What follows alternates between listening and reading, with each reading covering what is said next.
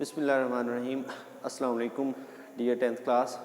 आज हमारा टॉपिक है चैप्टर द एटमॉस्फेयर में से ओजोन डिप्लीशन।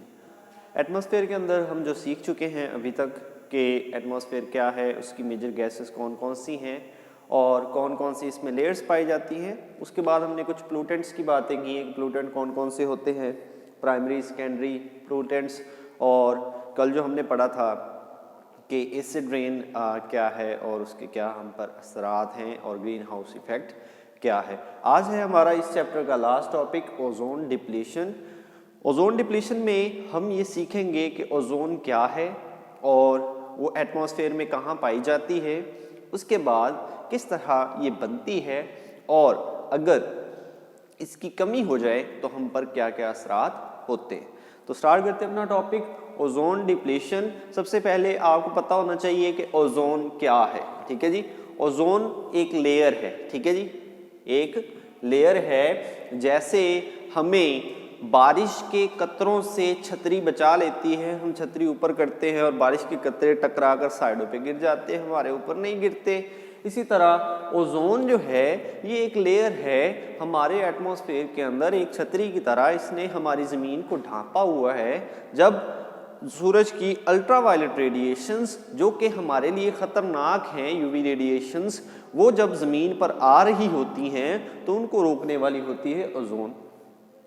अगर ये वहाँ पर नहीं होगी तो वो यूवी रेडिएशंस डायरेक्टली ज़मीन पर आ जाएंगी और हमारे जो है वो लिविंग जो है सिस्टम को उसको डैमेज करेंगी, या ऐसे कह लें कि स्किन कैंसर वगैरह, मलेरिया वगैरह जो है इन्फेक्शियस डिजीज़ वो बढ़ना शुरू हो जाएंगी। तो ओजोन क्या है जी? सबसे पहले कि ये एलोट्रॉप है,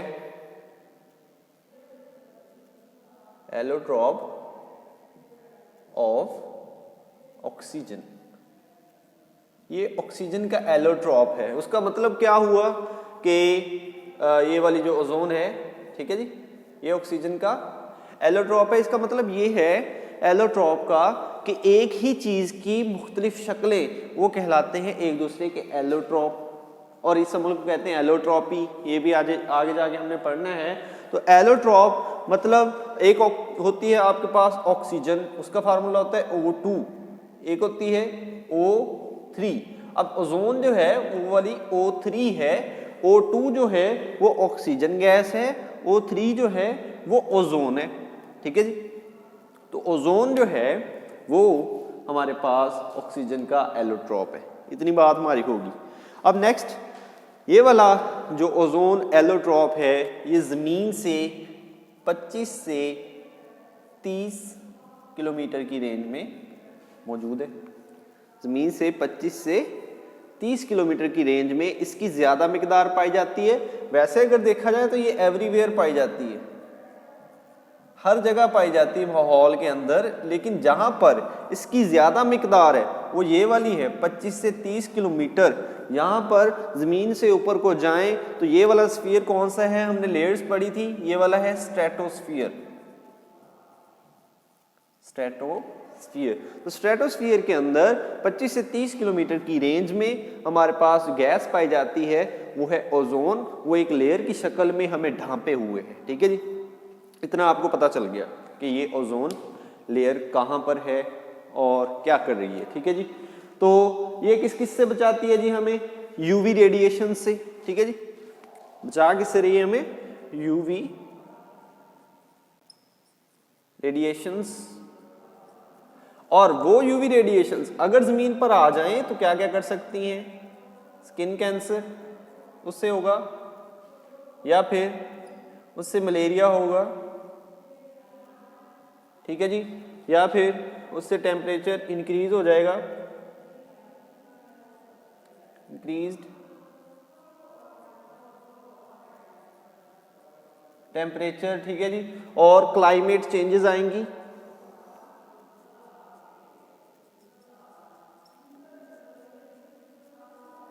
ठीक है जी, तो ये वाले इफेक्ट्स हो सकते हैं यूवी रेडिएशंस की वजह से। स्किन कैंसर हो सकता है, मलेरिया हो सकता है, टेम्परेचर बढ़ना शुरू हो जाएगा, क्लाइमेट चेंज होगी। तो ये सारा कुछ किसकी वजह से होगा? यूवी रेडिएशंस के ज़मीन पर आने की वजह से। ठीक है जी, तो ये वाले इफेक्ट्स उसकी वजह से हो सकते हैं। अब ओजोन कैसे बनती है? ओजोन में क्या होता है कि एक होता है ऑक्सीजन एटम, दूसरा होता है ऑक्सीजन मॉलिक्यूल। ये दोनों आपस में मिलते हैं तो हमारे पास बन जाती है ओजोन। ये काम कहलाता है हमारे पास फॉर्मेशन, इसको कहते हैं जी फॉर्मेशन। दोबारा से ये टूटती भी है, फिर से O2 और O बना देती है, इसे कहते हैं डीकंपोजिशन। डीकंपोजिशन। अब फॉर्मेशन और डीकंपोजिशन इसकी हमेशा होती रहती है, ये काम चलता रहता है। ठीक है जी, ये हो रही है नॉर्मल हालात में, ऐसा होता रहता है हवा के अंदर। लेकिन अगर इसके साथ क्लोरोफ्लोरोकार्बन्स, जो कि हम रेफ्रिजरेटर्स में गैस के तौर पर यूज़ करते हैं, एसीज में गैस के तौर पर यूज़ करते हैं, अगर वो इसके साथ केमिकली रिएक्ट करेंगे तो O3 जो है वो O2 में कन्वर्ट होना शुरू हो जाएगी। इसका मतलब क्या होगा कि वो जो लेयर होगी ओजोन की, उसमें कमी आना शुरू हो जाएगी कि O3 O2 बनना शुरू होगी है तो O3 ख़त्म होना शुरू हो जाएगी। तो वहाँ पर जहाँ पर ओजोन ख़त्म होना शुरू हो जाए उसे कहते हैं ओजोन होल। ठीक है जी, ओजोन होल का क्या होता है यहाँ पे जी? डिक्रीज्ड ओजोन होती है, ओजोन यहाँ पे कम होती है। ठीक है जी, और ओजोन लेयर क्या कौन सी जगह है? ओजोन लेयर ये वो जगह है जहां पे मैक्सिमम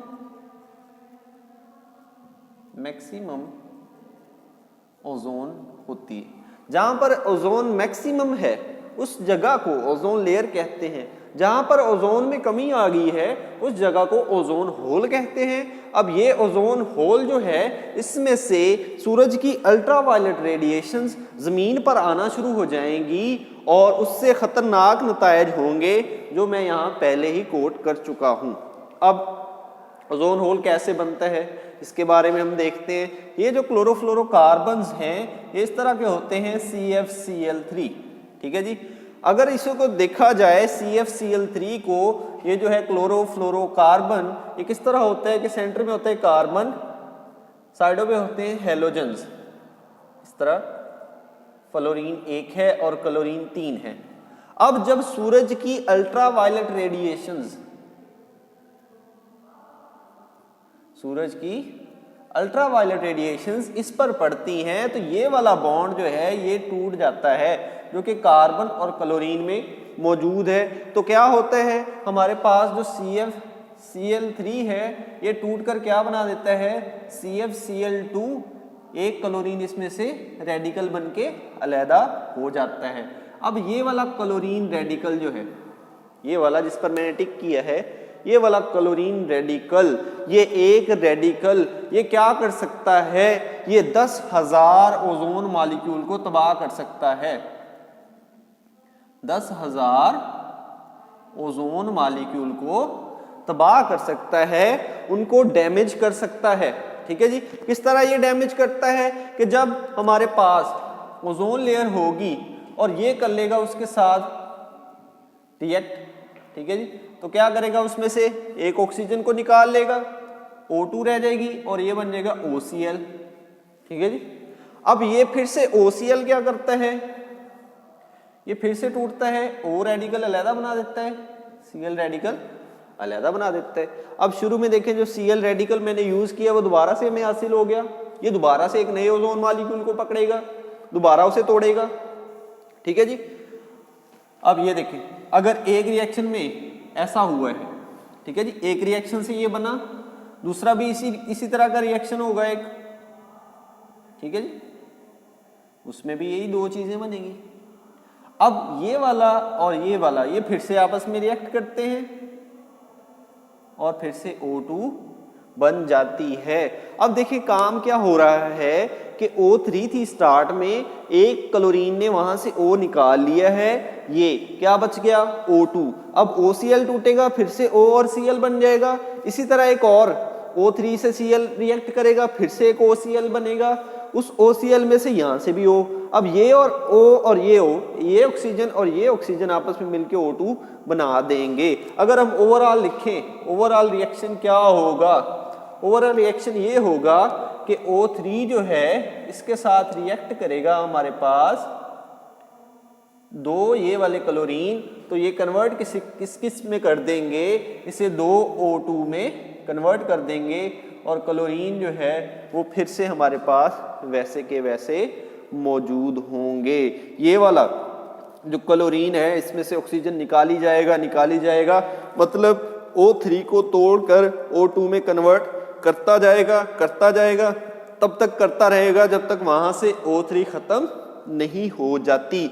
अब ये वाले क्लोरोफ्लोरोकार्बन्स बाय एक्सीडेंट जो हैं हमारे रेफ्रिजरेटर्स में से, एसीज में से, वहाँ से एयर कंडीशनर में से निकल सकते हैं, हवा में जाएंगे, हवा में जाने के बाद अल्ट्रावायलेट रेडिएशंस पड़ेंगी, क्लोरीन और कार्बन का बॉन्ड टूट जाएगा, क्लोरीन आएगी O3 को पकड़ेगी, उसमें से एक O निकाल लेगी, फिर दोबारा ऐसा काम होगा, इसमें से जो O निकला हुआ है पहले मॉलिक्यूल में से, दूसरे में से भी इसी तरह एक O निकलेगा। अब ये O और ये O मिलकर O2 बना देंगे, मतलब ओवरऑल हम कहेंगे कि O3 टूट कर क्या बन जाएगा, O2 में कन्वर्ट होना शुरू हो जाएगा।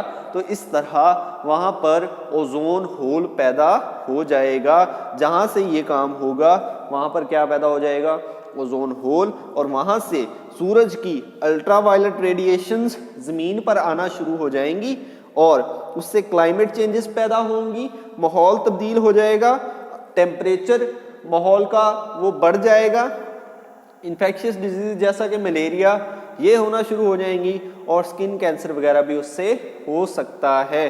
तो ये था हमारा ओजोन डिप्लीशन। इसमें हमने सीखा है कि ओजोन क्या है, किस तरह की फॉर्म है उसकी, कहाँ वो पाया जाता है, उसका काम क्या है, और अगर उसमें कमी आ गई तो वो किस वजह से आती है, और अगर कमी आ गई तो उसके नताइज क्या होंगे, ये वाले उसके नताइज हैं। उम्मीद है कि आपको ओजोन डिप्लीशन अच्छे से समझ आ गया होगा। मिलते हैं अगले टॉपिक के साथ, अपना ख्याल रखिएगा, अल्लाह हाफिज़।